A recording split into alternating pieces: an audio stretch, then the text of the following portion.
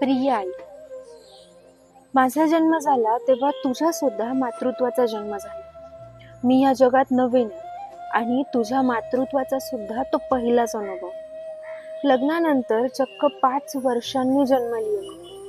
माझ्यासाठी एकाही देवाला नवस करण्याचा सोडला नाहीये तुम्ही. आपण प्रत्येक गोष्ट सोबत शिकत मोठा झालोय. तू एवढी हळवी रोखठोक न बोलणारी का आहेस याची तक्रार मी बरीच वर्ष तुझ्याकडे करत आली.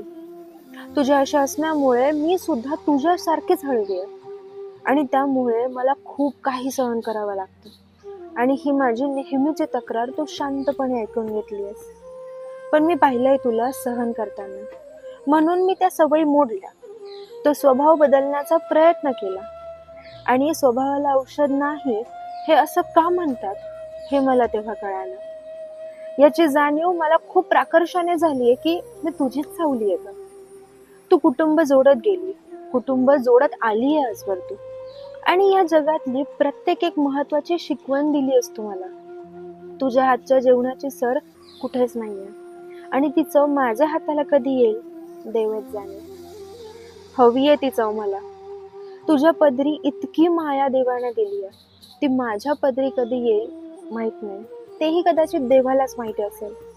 पण प्रत्येकाला आपलंसं करण्याचं सुपर पॉवर मला कधी देईल देव, जी तुला दिली आहे त्याने सुपर पॉवर, ते नाही माहिती. मी तुझी बरीच रूपं बघितली आहेत. हळवी तू, रडकी तू, समजूतदार तू आणि सगळ्यांना धरून चालणारी तू. आणि हो, सगळ्यात महत्वाचं म्हणजे कणखर तू. तू फक्त माझी आई म्हणून नाही तर एक बाई म्हणून सुद्धा कमाल आहेस. मी तर नेहमीच म्हणते की तुझी सून खूप जास्त लकी असणार आहे, कारण तिच्या नशिबी तुझ्यासारखी भारी सासू असणार आहे. तुझ्या आयुष्यातलं प्रत्येक एक नातं खूप छान पद्धतीनं निभावत आली असतो आणि मला खात्री आहे आयुष्यभर निभावशील. हे पत्र तू वाचशील तेव्हा मी नक्कीच ऑफिसमध्ये असणार आहे. डोळे पुसून लगेच मला कॉल करू नकोस. रात्री निवांत गप्पा मारू. तुझीच ऋतिका.